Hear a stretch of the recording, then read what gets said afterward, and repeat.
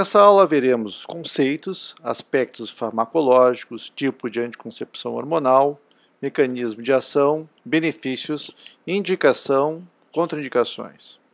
Essa tela de galinha aqui é para relembrar a química orgânica. Na via metabólica dos esteroides, nós temos que lembrar que o colesterol tem 27 carbonos, depois por uma série de enzimas vão cortando esses carbonos e diminuindo. A progesterona apresenta 21 carbonos, androgênios 19, estrogênios 18. E essa lógica ela é importante. Revendo, o colesterol tem 27 carbonos, progesterona 21, androgênios 19 e estrogênios 18. Os componentes dos anticoncepcionais são basicamente dois: os estrogênios e a progestina, que é o nome correto para os análogos sintéticos das progesteronas. Então vamos lembrar, o colesterol tem 27 carbonos e é importante sabermos a posição de dois carbonos, o 19 e o 17. A progesterona tem essa configuração e se mudarmos o carbono para essa aqui, uma metila, e colocarmos uma hidroxila e um cloro nessa progesterona, iremos ter a ciproterona, que é a progestina de vários anticoncepcionais, como Artemides, Ciprane, Diane 35 e assim por diante. Bem, tirando essa hidroxila e colocando outro radical, teremos a clormadinona, que é a progestina do Belara. Estrogênios. Estrogênios têm 18 carbonos e para fazer com que o estrogênio se torne absorvido por via oral, ele pode ser micronizado ou colocamos no carbono 17 o radical etila. E com isso nós temos o etinil estradiol. Outra maneira de tornar isso seria colocando o valerato de estradiol, que é outra maneira de absorção do estrogênio. O valerato de estradiol está presente no Claira. Agora na testosterona. A testosterona tem 19 carbonos. Para tornar a testosterona como o estrogênio absorvido por via oral, poderia-se colocar radical etila. Na posição 17 teríamos a etisterona. E quando se retira o carbono 19, nós temos um produto chamado 19-noretisterona. Essa testosterona, com essas modificações dos seus radicais, se torna uma progesterona de primeira geração, 19-noretisterona ou noretisterona, que está presente na minipílula, no micronor e no primolutinol. Vamos voltar. Se a gente colocar esses radicais nesse composto, vamos ter o levonorgestrel. O levonorgestrel é uma progesterona de segunda geração, que está presente no ciclo 21, Level, Microvular, Miranova, Postinor e Nordete. O gestodeno é também derivado da testosterona e é uma progesterona de terceira geração. E apresenta uma grande quantidade de nomes comerciais que apresentam essa progestina. Voltando ao levonorgestrel. Se tirarmos essa etila e colocarmos nessa posição, teremos o desogestrel, que também é uma progesterona de terceira geração, que está presente nesses medicamentos. Voltando ao levonorgestrel. Se botarmos esses radicais, vamos ter o norgestimato. que também é de terceira geração e está presente no Evra. Levonorgestrel de novo, o ciano na posição 17, teremos o dienogeste, que também é uma progestina de terceira geração e está presente no Clyra. Com isso, podemos entender que os progestrogênios ou progestinas, elas são classificadas daqueles derivados da progesterona ou uma progestina. Vamos ver as progestinas. Aquelas derivadas do C21, da progesterona, ou do 19-nortestosterona.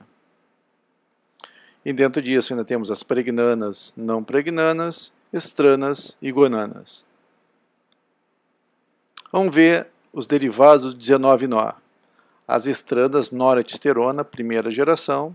Das gonanas, o levonorgestrel, que é de segunda, desogestrel, gestodeno, nogestimato e dienogeste, de terceira ou quarta geração.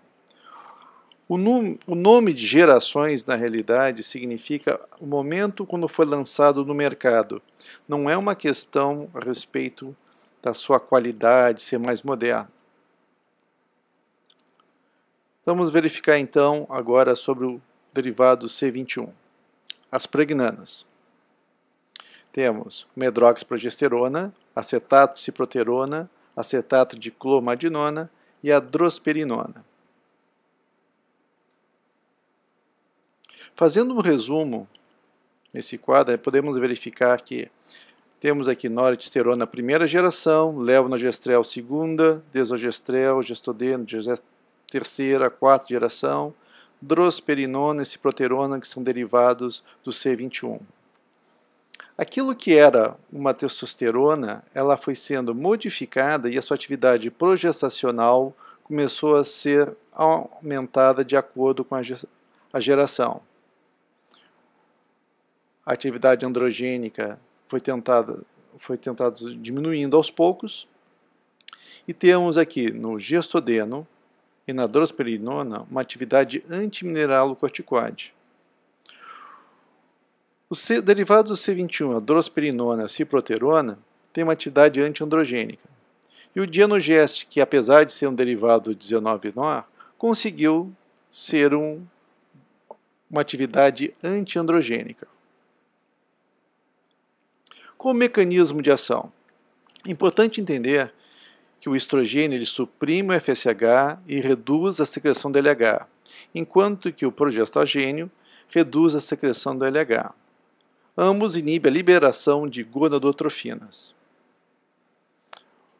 No endométrio, o endométrio se torna hostil à implantação, ele fica um endométrio decidualizado e o muco fica hostil.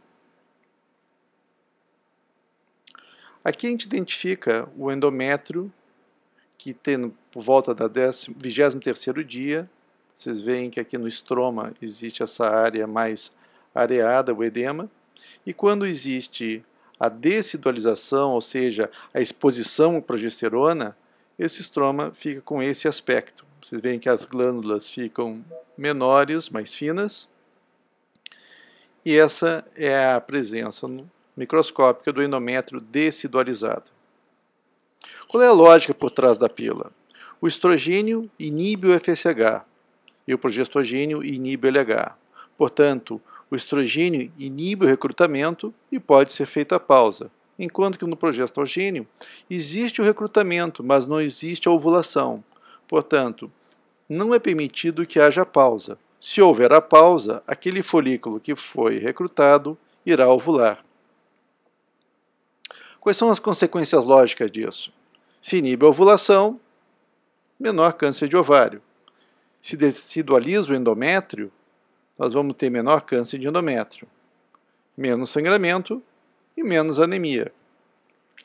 Existem mais de 80 nomes de pílulas. Hoje deve estar variando mais de 100.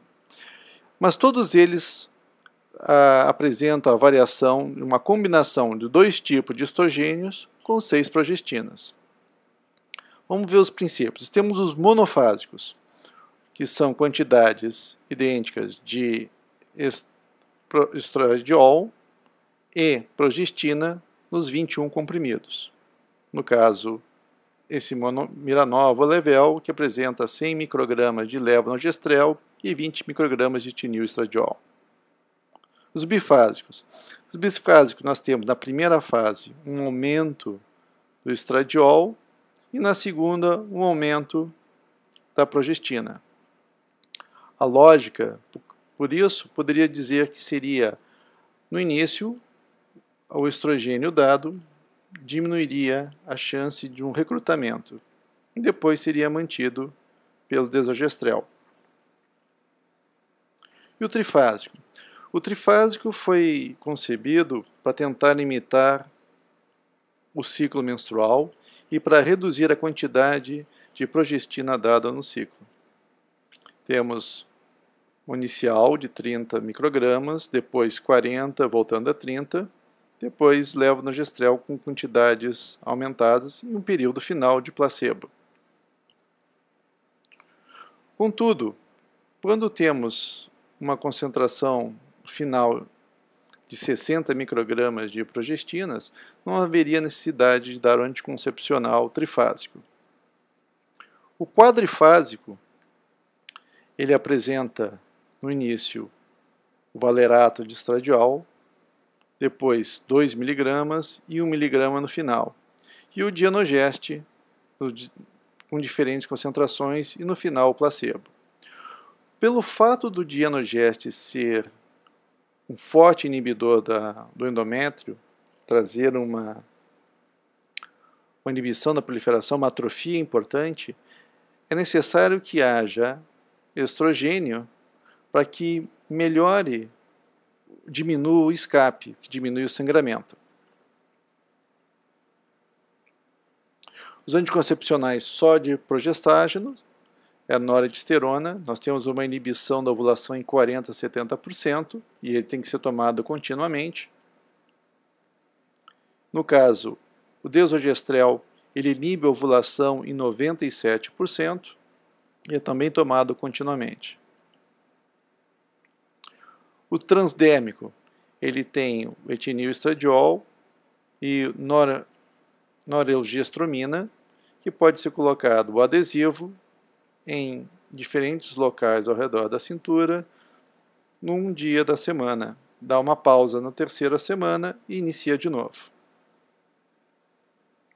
E os injetáveis?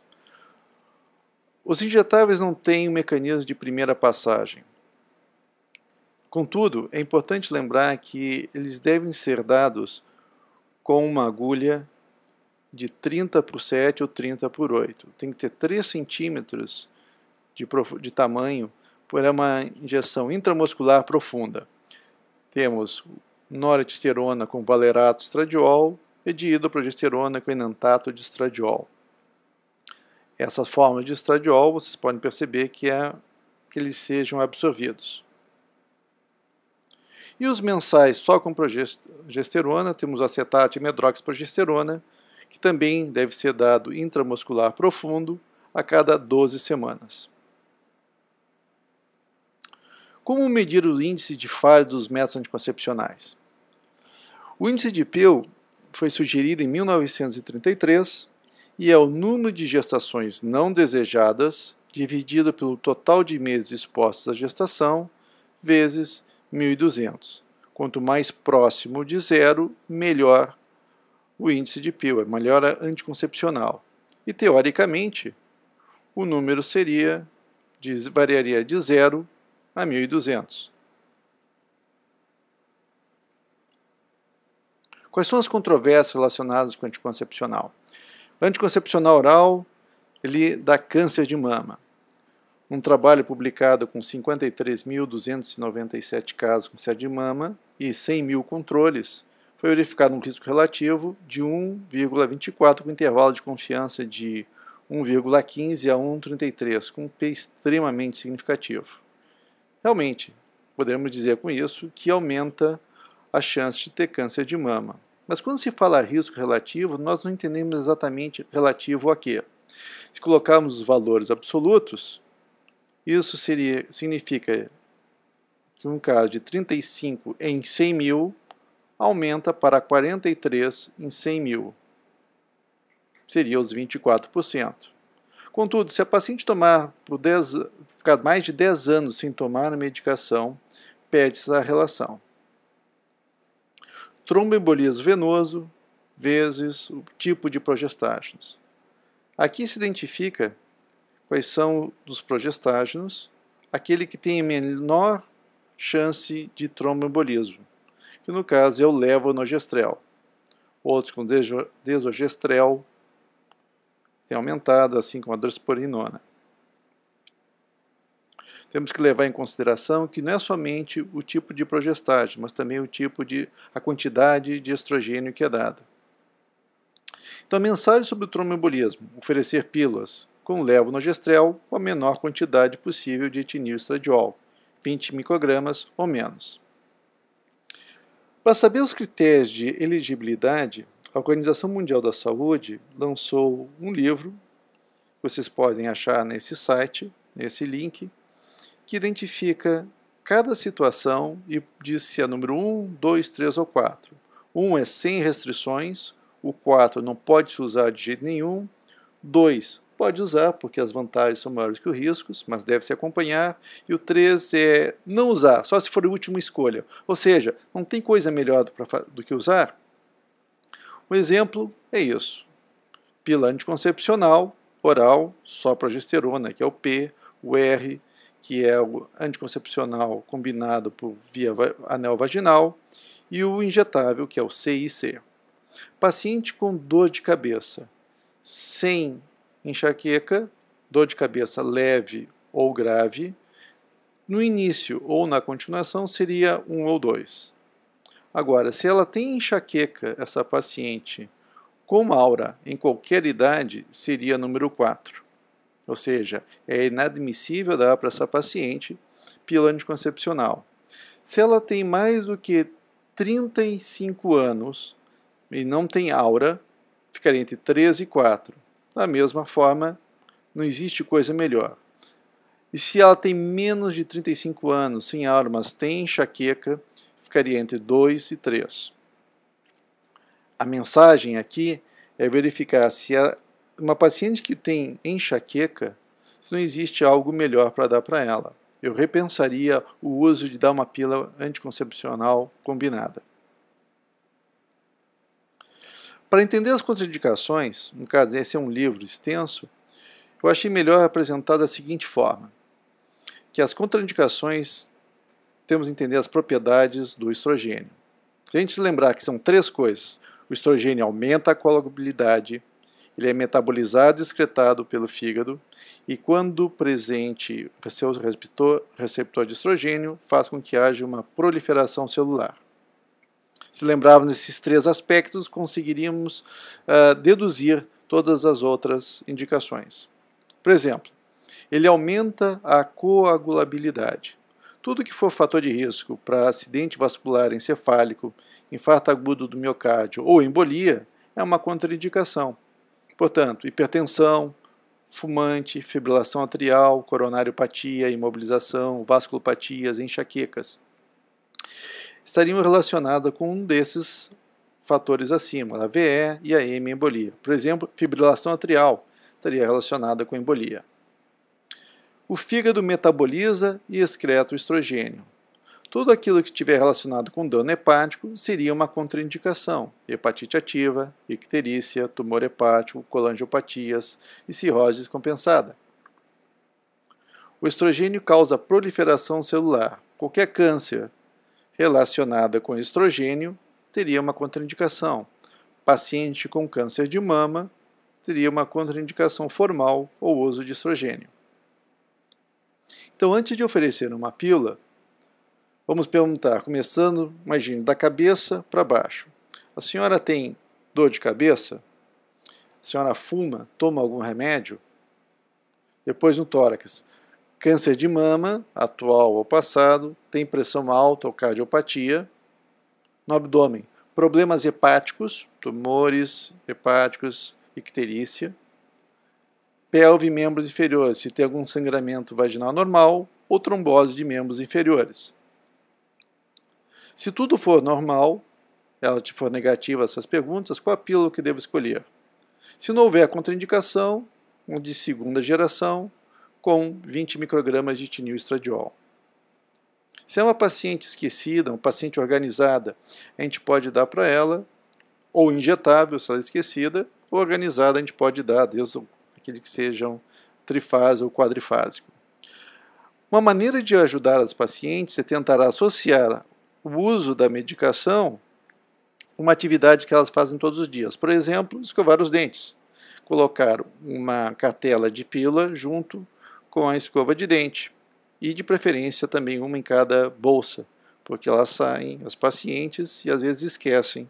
Vão dormir na casa de alguém, ou estar fazendo plantão, e já tem na bolsa a pílula para tomar. Se for monofásico, isso facilita muito. Já os trifásicos e quadrifásicos não, porque são concentrações diferentes de anticoncepcional. Sangramento de escape. Se ela está com sangramento de escape, isso pode ser porque tem uma quantidade pequena de estradiol, e por isso pode aumentar, e faz com que nos primeiros meses seja aceitável, e com o passar do tempo, depois disso, diminuiria o escape. Se ela se sente inchada, poderia se dar algo que tem uma atividade antimineralocorticoide, como gestodeno ou drosperinona. Mas temos que lembrar que a melhor pílula é a que servia, não é a mais moderna. Se ela está tomando uma pílula que custa cerca de R$ 4 ou R$ 5 e está se sentindo bem e não tem contraindicação, não há necessidade para trocar uma pílula mais moderna, achando que com isso vai ser melhor. E aqui podemos identificar o índice de falha no primeiro uso, pelo uso típico e uso perfeito. No caso, temos aqui a Depo-Provera e os combinados injetáveis e ligadura tubária Implanon-Mirena.